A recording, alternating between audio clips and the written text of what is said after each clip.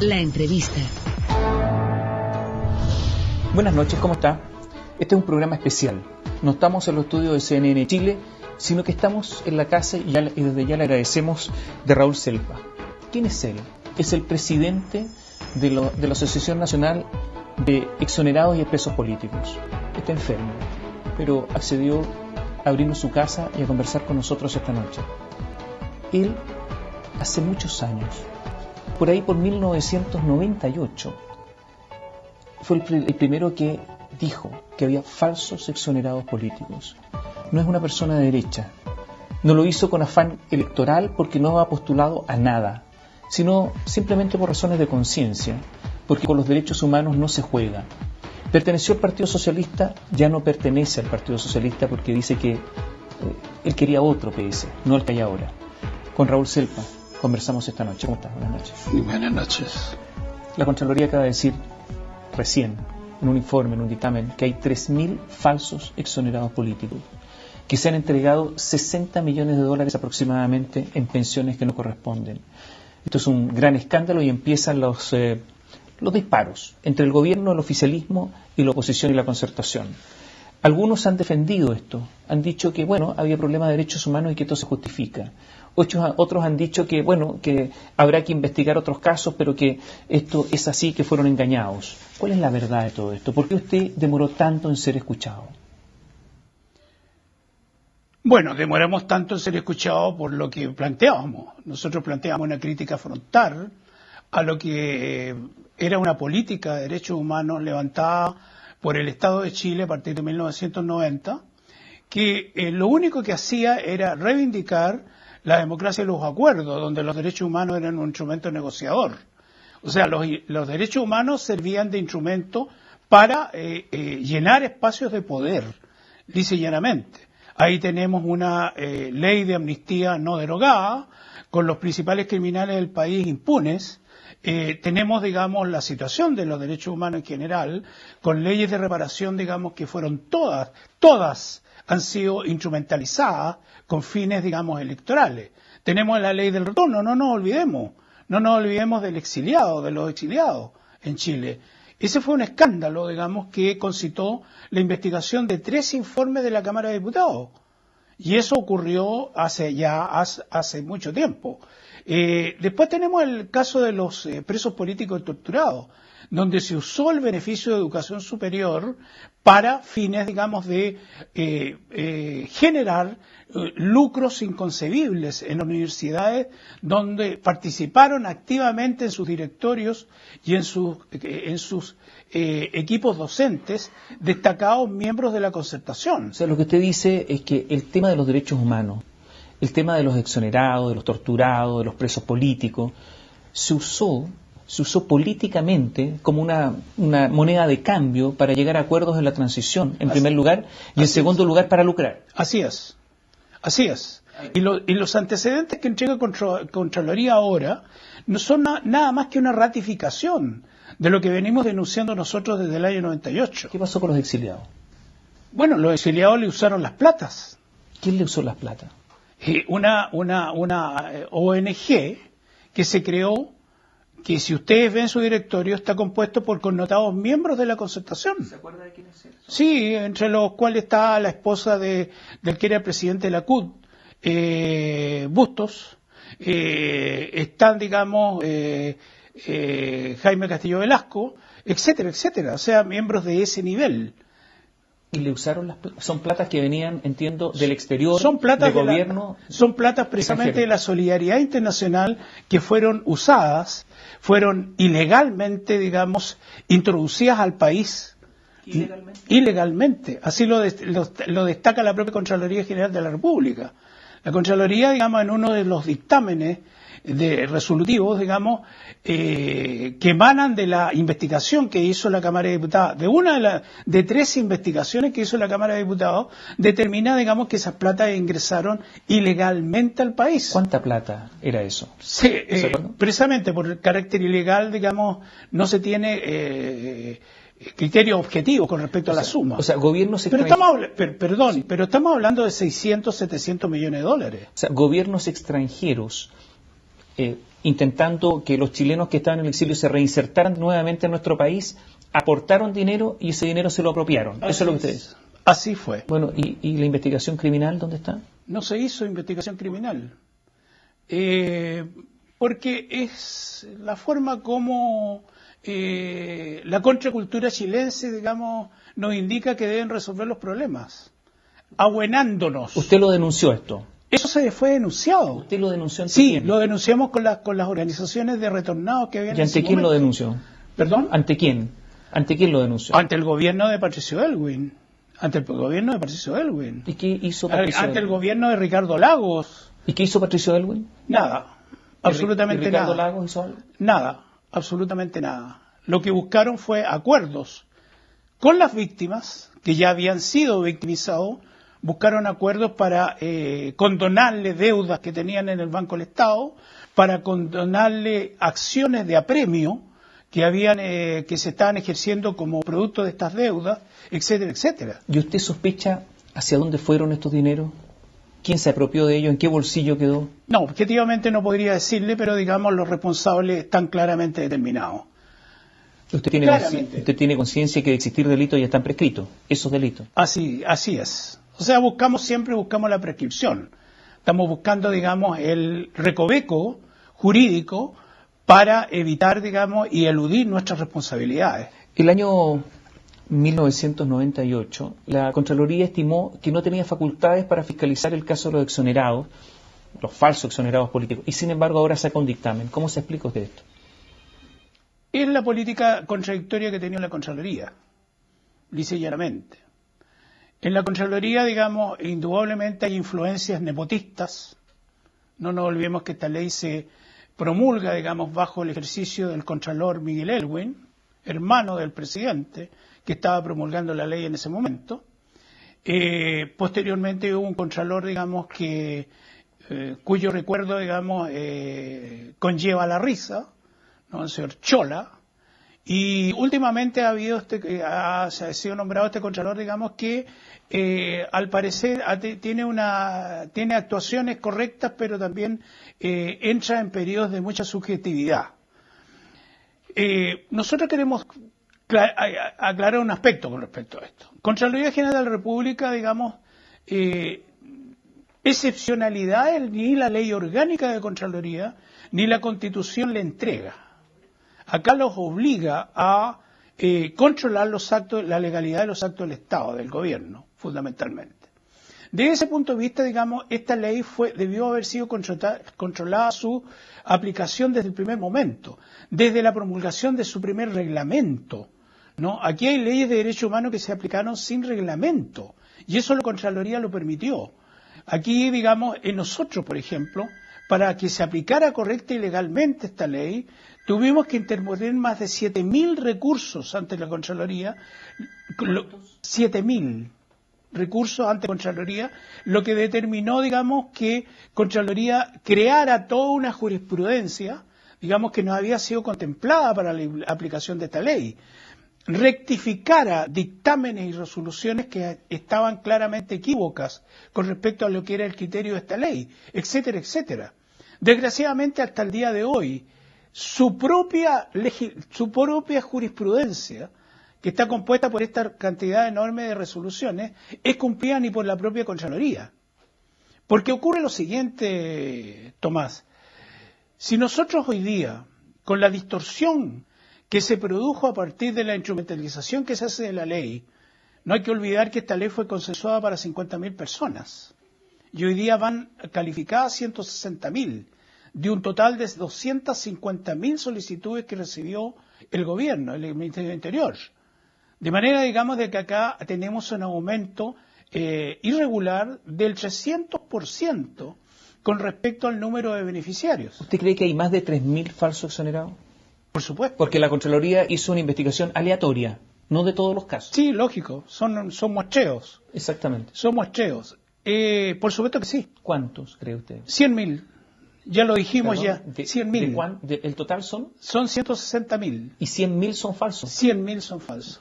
Perdón, pero si son 3.000 y 60 millones de dólares, Si son 100.000, son una cantidad impresionante. En exonerados políticos se está gastando hoy día anualmente 190.000 millones de pesos. O sea, estamos bordeando los 400 millones de dólares anuales. Todos los años. Todos los años. Cada año. Para generar, y eso es la tremenda injusticia, para haber generado pensiones reparatorias para los verdaderos exonerados políticos de 130.000 pesos. De 130.000 pesos. Pero aquí hubo una empresa, una industria, una colusión de personas para organizar todo esto, porque no es fácil. 100.000, ¿quién organiza esto? ¿Cómo lo hacen? Hay una institucionalidad coludida. Eso es claro y categórico. Hoy día, digamos, al tenor de las investigaciones, podemos concluir de que al menos toda la institucionalidad que ha tenido que ver con la aplicación de esta ley está coludida, de una u otra forma. Está coludida la Contraloría General de la República. O anteriormente, porque ahora reaccionó. Sí, reacciona ahora como producto de la presión. No nos olvidemos que esta presión, en términos, digamos, de efectividad, empieza a producir fruto a partir del año 2010, ¿no? Cuando se produce un cambio de gobierno. Y están coludidos políticos, partidos, gobierno. Exactamente. Hagamos un alto, le dejo la pregunta planteada. Sí. ¿Quiénes, qué políticos están coludidos? Volvemos en un instante. Selva, naturalmente que le agradecemos que nos haya recibido esta noche. Es el presidente de la Asociación Nacional de Exonerados y Expresos Políticos. La pregunta quedó pendiente. ¿Quiénes son los políticos responsables de todo esto? ¿Quiénes son los que avalaron todo esto, los falsos exonerados? Primero, digamos, la estructura de poder que se genera a partir, digamos, del periodo de transición, a partir del año 90. Volvemos a repetir, o sea, los derechos humanos son una herramienta sustancial de negociación para acomodar las cuotas de poder. Pero hay políticos con nombre y apellido. ¿Quiénes son? Básicamente los que se arrogaron el cartel de defensores de derechos humanos, que no hicieron nada, al final del cuento no hicieron nada por los derechos humanos. ¿Pero quiénes son los que avalaban todo esto, los que le ponían la firma para que haya falsos exonerados políticos? Bueno, la ley le entrega facultades exclusivas y excluyentes al presidente de la República. El presidente de la República delegó, pero la Contraloría dice por ahí, uno de los 7.000 dictámenes, que si bien es cierto delega, pero no prescinde de su responsabilidad legal, ¿no? No nos olvidemos que cuando estamos hablando de derechos humanos estamos hablando además de las responsabilidades legales. Pero leo algunos nombres. Están en el informe de la Contraloría. Sí. Senadora del PS Isabel Allende, 1.190 certificados. En la lista también está Sergio Ojeda, 684 casos. Sí. Carlos Jarpa, del Partido Radical, 610 casos. Enrique Jaramillo, del PPD, 452 casos. Jaime Gazmuri, el ex senador del PS, 348 casos. Jaime Naranjo, ex senador del PS, 274 casos, etcétera, etcétera. Ellos son, entre otros. Entre otros. Si queremos buscar la cifra objetiva, vámonos a los distritos electorales, pues. Vamos a los distritos electorales y revisemos, digamos, la cantidad de exonerados políticos calificados por distrito electoral. Vemos, digamos, los parlamentarios que pertenecen a esos distritos y vamos a las carpetas y a los archivos y vemos si esos parlamentarios entregaron certificados avalando condición de exonerados políticos a esos falsos exonerados. ¿Cree que estos parlamentarios tenían conciencia de todo esto o fueron engañados por sus asesores? No, tenían absoluta conciencia. O sea, deberían ir presos. Legalmente, deberían ir presos. O sea, en un estado moral, debieran ir presos. Lisa y llanamente. ¿Hay parlamentarios de derecha involucrados? Me imagino que también, pero como le digo, las investigaciones han sido selectivas, no tenemos un panorama general de la situación, pero también deben haber parlamentarios de derecha. ¿Cuándo se dio cuenta usted de esto? ¿Cuál fue el primer caso que le llamó la atención y empezó usted a investigar? El primer caso que me llama la atención, el primer hecho que me llama la atención, es la modificación de la ley el año 98. Estamos en periodo preelectoral, la Concertación había enfrentado una de sus primeras elecciones ya había perdido 1 millón de votos. Y me llama la atención, digamos, que se presente un proyecto modificatorio de esta ley de exonerados políticos. Si bien es cierto, era una necesidad porque la ley original, las leyes en general han sido muy malas, muy mal hechas.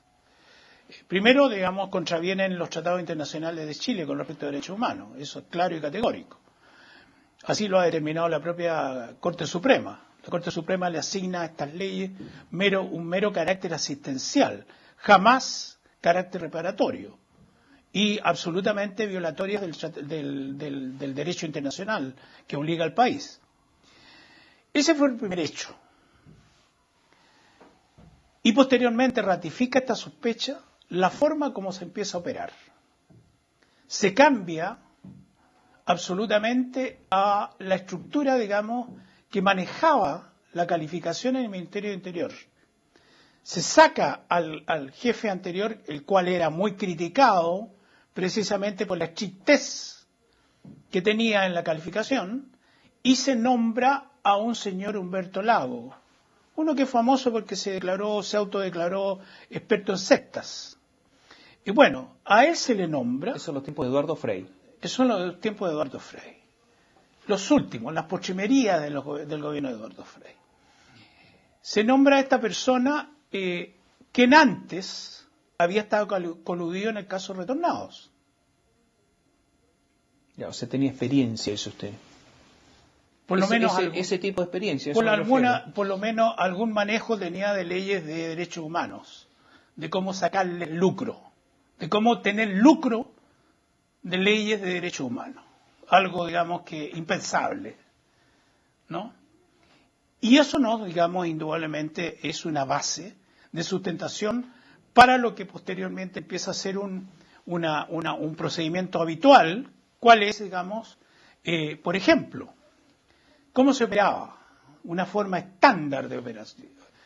Los parlamentarios, los candidatos a parlamentarios o las autoridades locales o políticas enviaban de los distritos paquetes de carpetas amarradas con una carta dirigida al jefe de calificaciones de exonerados del Ministerio del Interior. Al señor Lago. Al señor Lago.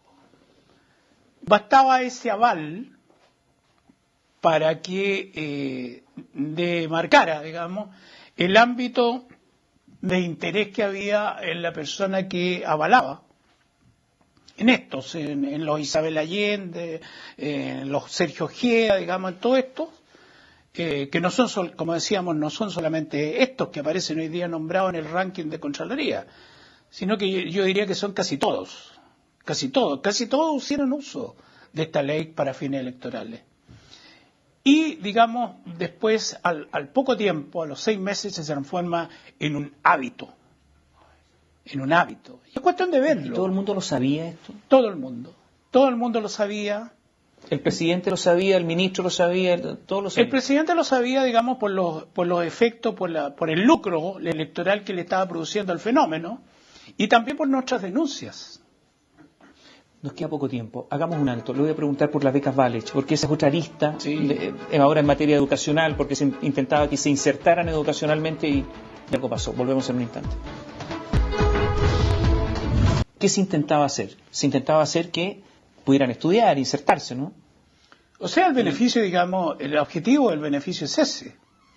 De buscar, digamos, que los exonerados se insertaran. Que la persona, que el preso político y torturado se insertara en la sociedad.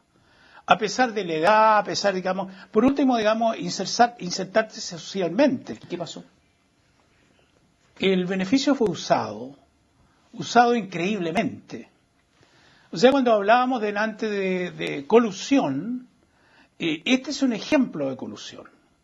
Aquí se colude el vicepresidente de la Fundación Pinochet, dueño de una universidad, de la Universidad UNIAC, se colude con autoridades políticas y administrativas del Estado para reformar una universidad reconocidamente de derecha, de ultraderecha, transformarla y cambiarle la cara y la imagen y transformarla en una universidad entre comillas, progresista. ¿Cómo se logra esto? Se introduce al directorio de la universidad connotados políticos chilenos. Doña Mariana Elwin, ex ministra de Educación y hija de un expresidente, el señor Chausson, además de miembro de la colectividad judía, importante político del PPD, y un señor Farcas, un señor que había sido ya destituido del Ministerio de Trabajo por malos manejos con los fondos CENSE. Farcas, hombre de Guido Girardi. Farcas, bueno, claro, compadre Girardi, y que ahora creo que va de candidato a parlamentario por Conchalí, o sea, la desfachatez ya llega, digamos, a niveles increíbles. Se logra remozar la cara de esta vetusta universidad, se cambia a su cuerpo docente, se introducen a connotados hombres de izquierda como doña Patricia Póllicer, asesora periodística de don Ricardo Lago, ¿no? Y figuras de ese nivel. Y cuando ya tenemos la cara absolutamente remaquillada, se procede, digamos, a crear cursos para esta gente, para estos expresos políticos y torturados, cuyo costo era de 8 millones de pesos. 8 millones de pesos. Y se empiezan, digamos, a asignar becas a través del Ministerio del Interior en una absoluta concomitancia entre la Universidad UNIAC y el Ministerio de Educación. ¿Cuánta plata se invirtió en esto? Aquí se perdieron hasta el recuento que tenía Contraloría, porque a Contraloría le falta hacer la auditoría de este escándalo. La auditoría de los exonerados la acabamos de conocer. Ahora falta la auditoría del escándalo de las becas Valech. Pero hasta dónde se llegó a 29.000 millones de pesos que obtuvo ilegalmente la Universidad UNIAC. 30 millones de dólares, aproximadamente. Así es. Estamos terminando. ¿Usted es un hombre de izquierda? Toda mi vida he sido de izquierda. ¿Pertenece a algún partido político? En este momento no. ¿Perteneció a algún partido político? Sí. ¿A qué partido? Al Partido Socialista. ¿Desde cuándo? Desde el año 64. ¿Y se fue cuándo? Cuando dejó de ser socialista el partido. ¿Cuándo? El año 80. Ahí se fue. Cuando se empezaron a renovar. Cuando empezaron a ser neoliberales. Cuando decidieron que el poder era más importante que la revolución y el pueblo. En ese momento. Gracias por estar con nosotros esta noche. Raúl Selpa nos acompañó esta noche, nos invitó a su casa, ha sido recientemente operado y por eso nos recibe acá y por eso le agradecemos especialmente que nos haya recibido, que nos haya permitido conversar con él esta noche para todos ustedes. Buenas noches, gracias.